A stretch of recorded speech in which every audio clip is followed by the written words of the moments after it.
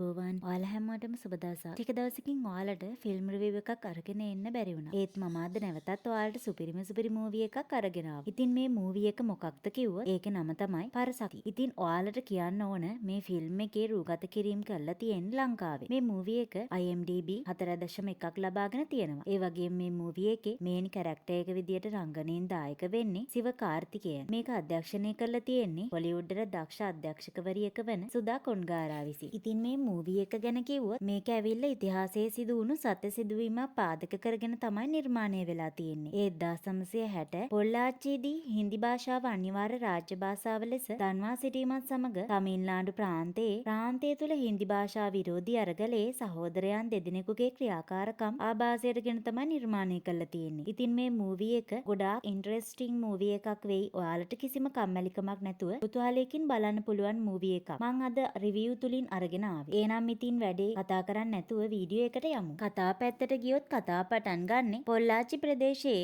එම සරසවි සිසුවියන්ගේ එම අරගලය වෙද්ද ඉතිහාසය හඳුන්වා දෙන අවස්ථාවකි. දෙමළ භාෂාව රැක ගැනීම වෙනුවෙන් සටන් වැදුණු ශිෂ්‍ය පිරිසකගේ අද්විතීය ශක්තියක් මින් ගෙන තිබේ. ට්‍රේන් එකකින් ඇමතිවරු සහ මන්ත්‍රී පිරිස පැමිණෙමින් සිටියේදී ඔවුන් 1959 ශිෂ්‍ය අරගලකරුවන් කණ්ඩායම ගිනි තැබූ කෝච්චිය වෙත දර්ශනය යොමු වෙනවා. මෙම ශිෂ්‍ය අරගල කණ්ඩායම මැඩලීමට ශක්තිමත් බුද්ධ්‍යංශ නිලධාරියෙක් කටයුතු කරනවා. ඔහු හිතප්පපුවක් නැති දාමරික කෙනෙකුගේ භූමිකාවක් තමයි රූපණය කරන්නේ. මෙම ශිෂ්‍ය අරගලේ නායකයා වෙන්නේ චෙලියා. ඔහු ට්‍රේන් එක එන පාර හරස් කරමින් ට්‍රේන් එක නවත්තලා රෙදි කෑල්ලකින් මූණ වහගෙන ට්‍රේන් එකට ඇතුළු වෙනවා. එහි සිටි මහජනතාව අයින් කරලා මැති ඇමතිවරුන්ට අනතුරු අඟවලා ට්‍රේන් එක ගිනි තබනවා. එහි සිටි දාමරික බුද්ධ්‍යංශ නිලධාරියා චෙලියාට පහර දෙනවා. නමුත් චෙලියා ඔහුට බැරෑරුම් ලෙස පහර දී ඔහුගේ අතෙහි එක් ඇඟිල්ලක් කඩලා දානවා. එම පුජ්‍යලයාට චෙලියා කවුරුන්දයි හඳුනා ගැනීමට නොහැකි වෙනවා. නමුත් ඔහුට පහර දෙද්දී පපුවේ කොටා තිබූ පච්චය ඔහු දකිනවා. ඊට පස්සේ ඔවුන් එතනින් පිටත්ව යනවා. ඊට පස්සේ දර්ශනය යොමු වෙන්නේ පසුදින මෙම සිද්ධිය ගැන අර ගුටිකාපු බුද්ධ්‍යංශ නිලධාරියා මහ ඇමතිට වාර්තා සියල්ල ඉදිරිපත් කරන අවස්ථාවකට. මේක නිකම්ම අනතුරක් කියලා ප්‍රවෘත්තිය වහලා දාන්න කියලා මහ ඇමති කියමින්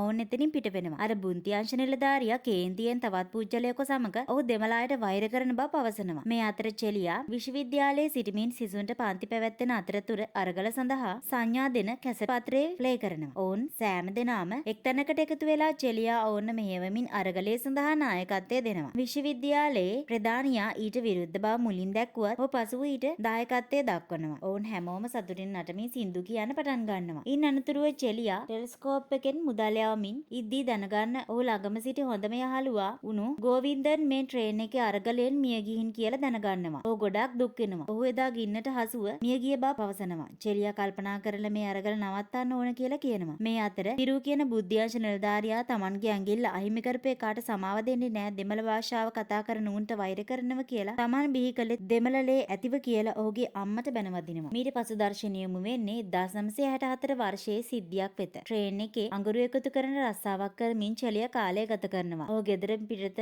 උනාට පස්සේ ආච්චියට කතා කරනවා බල්බ් එක වැඩ නැහැ කියලා. මේ අතරතුර අල්ලපු ගෙදර ඉන්න රත්නමාලා කියන කෙල්ල ඇවිත් බලෙන් මේක හදන්න හදනවා. ඒත් එකම කරන්ට් එක නැති වෙලාම යනවා. චෙලියා ඇය ළඟට ඇවිත් බැනලා එලවනවා. ඊට පස්සේ ඔහු ඒක හදලා ආච්චිට ඔහුට සම්මුඛ පරීක්ෂණයකට ලියුමක් ඇවිත් කියලා දෙනවා. ඔහු සතුටු වෙනවා. චෙලියන්ට හින්දි ඉගෙන ගන්න ඕන කියලා කියනවා. රත්නමාලාට ඔහු උගන්වන්න කියලා විහිළු කරාම ඔහු ඇගෙන් ඉගෙන ගන්න බෑ කියලා කිව්වම ඇයත් මන් උගන්වන්නේ නෑ කියමින් පස්සගෙන යනවා. ආච්චි චෙලියන්ට මල්ලිට බනිනවා. ඔහු ඉංජිනේරුවෙක් වෙලා ආවොත් ඇති කියලා චෙලියන් කියමින් ආච්චිට බත් බෙදන්න කියලා කියනවා. ඊට පසු දින රත්නමාලා රේඩියෝ channel එකක වැඩට ගිහින් ඇය රේඩියෝ channel එකේ කතා කරන්නේ නෑ. ඇය එහි වෙනත් වැඩ කරමින් චෙලියාගේ දැන් විශ්වවිද්‍යාලයේ ඉන්න මල්ලිට අරගල කරන්න අවශ්‍ය පණිවිඩ හෝඩුවාවල් ලබා දෙනවා. හින්දි භාෂාව රාජ්‍ය භාෂාව කරපු නිසා ගමේ ගැහැණු අය තැපැල් කාර්යාලයට ගිහින් කෑ ගහද්දි චෙලියාගේ ආච්චිත් මල්ලිට සල්ලි දාන්න විදිහක් නෑ. තේරම හින්දි භාෂාවෙන් තියෙන නිසා ඕන් එතනින් බැනලා යනවා. ආච්චි ඇමතිතුමාගේ ගෙදරට ගිහින් චෙලියාගේ මල්ලිට මේ මාසේ මුදල් ඇනවුම් එවන්න විදිහක් නෑ කියලා කියනවා. රත්නමාලා චෙලියාගේ මල්ලිට දීපු ඔත්තුව නිසා ඕන් සියලු දෙනා සූදානම් වෙලා ගිහින් හින්දි භාෂාව උගන්වන ස්ථානයක් ගිනි තබනවා. චෙලියත් ඒ අසලින් යද්දී ඒ ගිනි තැබූ ස්ථානය දකිනවා. තිරු කියන පුජ්‍යලයා එතනට එනවත් එක්කම චෙලියා ඔහුට නොපෙනෙනසේ එතනින් සැඟවී යනවා. තිරු එතන දාමරික හැසිරීම පෙන්වමින් එතන හිටපු නිලධාරීන්ට Taman යටතේ වැඩ කරන්න අනපතුරවනවා. ගෙදර ඇවිත් චෙලියාගේ මල්ලි බත් ඉල්ලනවා. ආච්චිගෙන් බඩගිනි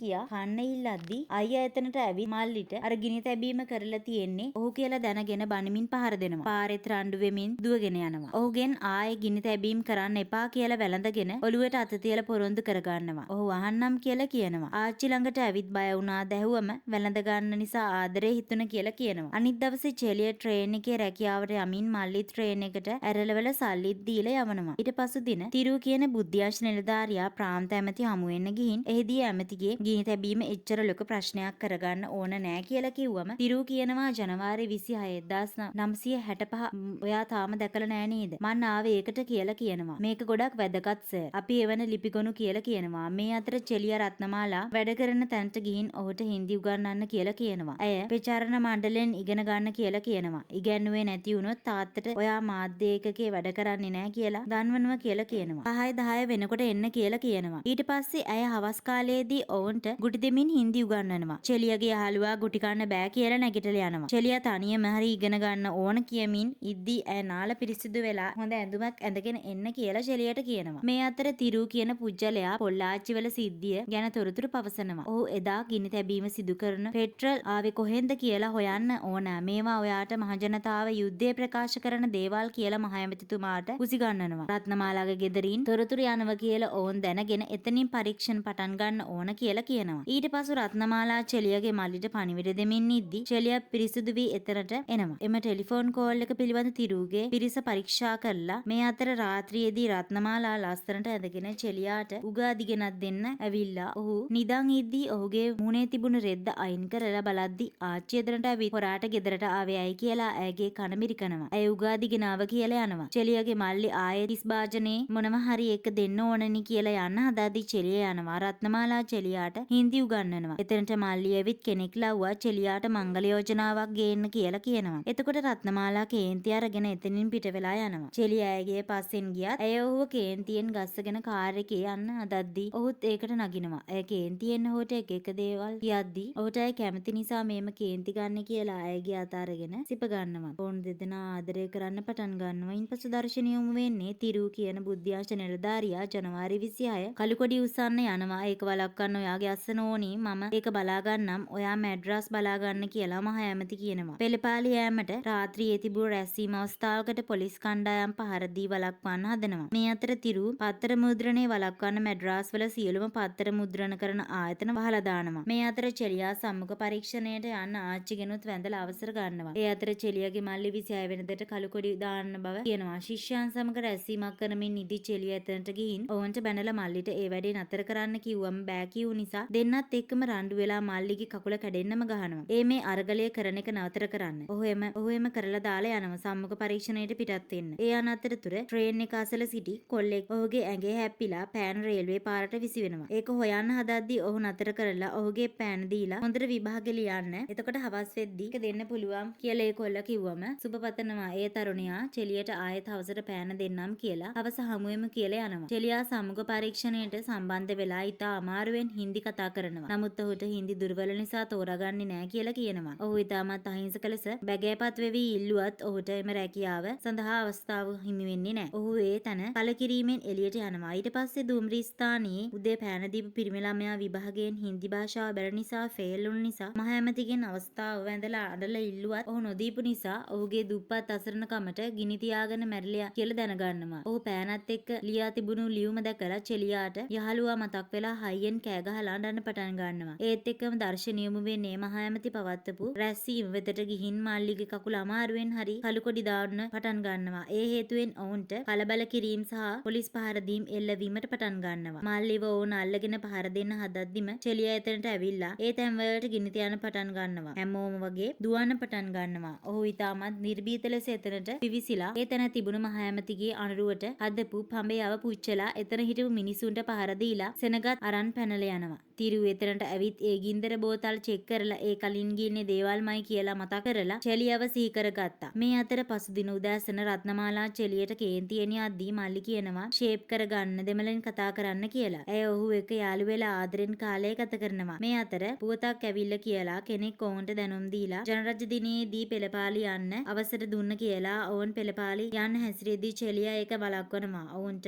එදාට පිළිතැබීමේ නියෝගයට අවසර තියෙන නිසා ඔයාලා ඒක ඊට පසුව තිරුවට කල් දාගන්න ඕන කියලා කියනවා. ඔහු අවසර අරන් දෙන්නම් කියලා එතනින් පිට වෙලා යනවා. මේ අතරේ තිරු ශිෂ්‍යයන්ගේ පෙළපාලි අවලංගු වුණ හේතුව පොලිස් ස්ථානයට ගිහින් අහනවා. තිරු මහ ඇමතිගේ 144 වන නීතිය ක්‍රියාත්මක කරව ගන්න අවසර ගන්න ඕන නිසා ප්‍රාන්ත ඇමති වන රත්නමාලාගේ තාත්තට ඇයගේ අපරාධ තොරතුරු සැපයීම ගැන කියලා මහ ඇමතිගෙන් 144 වන වෙඩි තැබීමට අවසර ලබා දෙන්න කියලා ඉල්ලනවා. රත්නමාලා වළක්වද්දිත් ඔහු කියනවා. ඇයව ගෙට දාලා දොර වහලා හිර කරනවා. ඇය අඬමින් චෙලියට පණිවිඩයක් යවන්න උත්සාහ කරනවා. පරණ ටෙලිෆෝන් යන්ත්‍රයක් හදන්න උත්සාහ කරනවා. මේ අතරේ චෙලියාගේ මල්ලි චෙලිය අවසර ලබාගෙන එන්න පරක්කු නිසා පෙළපාලිය පටන්ගෙන ඕන් කෑගසමින් ඉදිරියට ඇදෙද්දී වෙඩි තියන්න පොලිස් නිලධාරීන්ට අනගන්නවා. මේ ගැන චෙලියට පොලිස් ස්ථානයේදී කනට වැටුණු නිසා ඔහු මල්ලිව වළක්වන්න බයිසිකල් එකෙන් පුළුවන් තරම් වේගයෙන් පොලිස් ස්ථානයෙන් සිට එම අර්ගල කරන ස්ථානයට පැමිණෙනවා. චෙලියා ඇවිත් ෂර්ට් එක ගලවලා ඒවා උඩට මැල්ල වෙඩි තියන්න එපා කියද්දිම මල්ලිට වෙඩි තියනවා. චෙලියාගේ පපුවේ කොටල තිබුණු නම තිරු දකිනවා. ඒක දැකලා කලබල වෙලා ඔහු වෙස් තියන්න එපා කිව්වත් වෙඩි තියනවා. චෙලියා මල්ලි ළඟට දුවගෙන ගිහින් මුකුත් වෙන්නේ නැහැ. කතා කරන්න එපා කියලා කියනවා. ඔහුට ඔහුව උස්සගෙන එතනින් දුවන්න පටන් ගන්නවා. නමුත් තිරු ඇවිත් ඔහුට පහර දීලා මල්ලිවත් මැරෙන්න දාන්න කියලා ඔහුව රැගෙන හිරේට ගිහින් ලණුවනේ එල්ලලා වද දෙනවා. මල්ලිට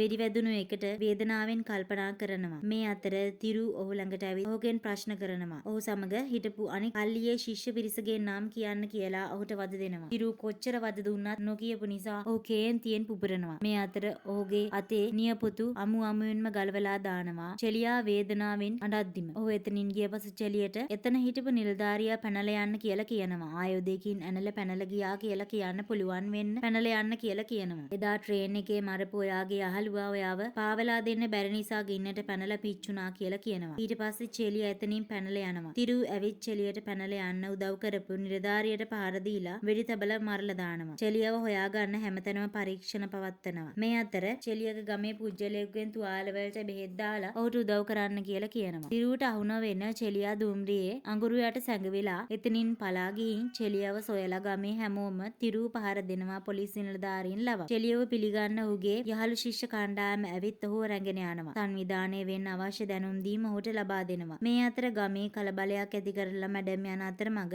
අවහිර කරලා උද්ඝෝෂණ කරනවා. චෙලියට මැඩම්ට කතා කරන්න ඕන කියලා පුස්තනක ඉඳලා කතා කරන්න මේකට විසඳුමක් ලබා දෙන්න ජනමත විචාරණයක් තියන්න කියලා ඉල්ලනවා. ශිෂ්‍යයන් විදියට අපි සාධාරණ අරගලයක් ගෙන යන්නම් කියලා කියනවා. මැඩම් චෙලියාගෙන් රටේ එකමුතුව ගැන මොකද හිතන්නේ කියලා ඇහුවම අවසානයේදී චෙලියාගේ ජනතාවගේ අත්සන් අරගෙන අදහසට එකඟ වෙනවා. නමුත් තිරු සහ මහ ඇමති මේක වළක්වන්න පුළුවන් හැම දෙයක්ම කරන්න සැලසුම් කරනවා. චෙලියා ඇතුළු පිරිස පොල්ලාච්චිවල සංවිධාන කටයුතු සිදු කරන අතරතුර ජනතාවගෙන් අත්සන් පත්‍ර ලබා ගැනීමේ වැඩපිළිවෙල ඔවුන්ගේ ශිෂ්‍ය ව්‍යාපාරයේ හැමෝම එකතු කරගෙන සංවිධානය කරනවා. රත්නමාලා චෙලියා වෙත යනවා. එයත් ඔවුන්ගේ කටයුතු වලට උදව් කරනවා. ඔවුන් ජනතාවගේ සියලු අත්සන් ලබා ගන්නවා. මේ මුදල් ඇණවුම් ගැන තිරු මහ ඇමති එක කතා කරනවා. ඔවුන් මරලා ඒව පුච්චලා එතනම වලල්ලා දාන්න කියලා කියනවා. මහ ඇමති කියනවා පොල්ලාච්චිගේ බලකාය වළක්වන්න ඕන කියලා. තිරු වෙඩි තැබීමේ නියෝගයත් අරගෙන යන බවට අවසරපත මහ ඇමතිගෙන් ලබා ගන්නවා. මේ අතර සේනාව එකතු කරගෙන මේ ගැන චෙලියා ඇතුළු පිරිස සූදානම් වෙනවා. රත්නමාලා රේඩියෝ එකෙන් මෙහි වෙන දේවල් ගැන අනෙක් අයට දෙන්න පුළුවන් වි කියලා එම රේඩියෝ යන්ත්‍රය පෙන්වනවා. ඔවුන් පිරිස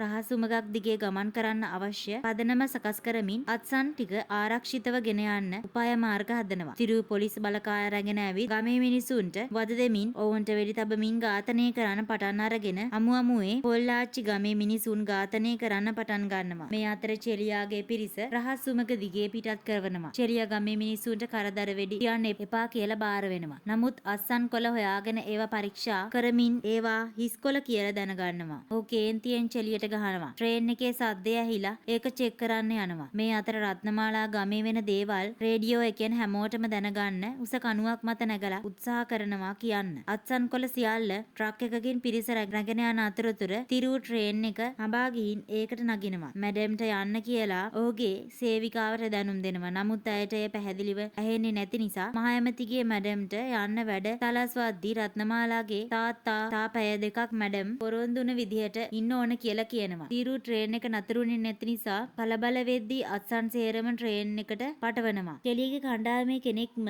මේජර් කෙනෙක් කියලා මෙහෙයුමට උදව් ලැබෙනවා. පැය දෙක අවසන් කියලා මැඩම් යන්න හදනවා. මේ අතර තිරු සහ චෙලියා ද්වන්ද සටනක නිරත වෙමින් තිරුව වළක්වන්න චෙලියා පහර දෙමින් පහර කමින් පොරබදිනවා. කෙසේ හෝ තිරුව ගින්නට ලන් කළ එන්ජිම වෙන් කරලා අත්සන් පෙට්ටි ටික ආරක්ෂිතව සහගතව නැවතුම කරා ළඟා කරවනවා. අසන් පෙටි ටික එතන සිටි පිරිස විසින් ලබාගෙන ඒවා මැඩම්ට පෙන්වමින් මහජනතාවගේ අත්සන් සනාථ කරනවා. ඔවුන් මේ හඬ නගන්නේ Tamanගේ මව් භාෂාව වන දෙමළ භාෂාව ලිවීමේ හා කතා කිරීමේ අවශ්‍යතාවය රැක ගැනීමටයි. ඉතින් අන්තිමේ ජෙලියගේ ජීවිතය ගලවාගෙන පැමිණෙනවා. ඔවුන්ගේ දෙමළ භාෂා අයිතිවාසිකමේ ගැටලුවට විසඳුමක් ලැබුණු බව දැනුම් දෙනවත් එක්කම මූවී එක අවසන් වෙනවා. ඉතින් මේ මූවී එක නම් ඔයාලා ගොඩක් ආදරයෙන් රස විඳින්න ඇති කියලා මම හිතනවා. මගේ වීඩියෝ නරඹලා ඔයාලගේ අදහස් පාලින් කමෙන්ට් කරලා channel එක subscribe කරන්නත් අමතක කරන්න එපා. ගිහින් එන්නම්. එතකන් ඔබට සුබ දවසක්.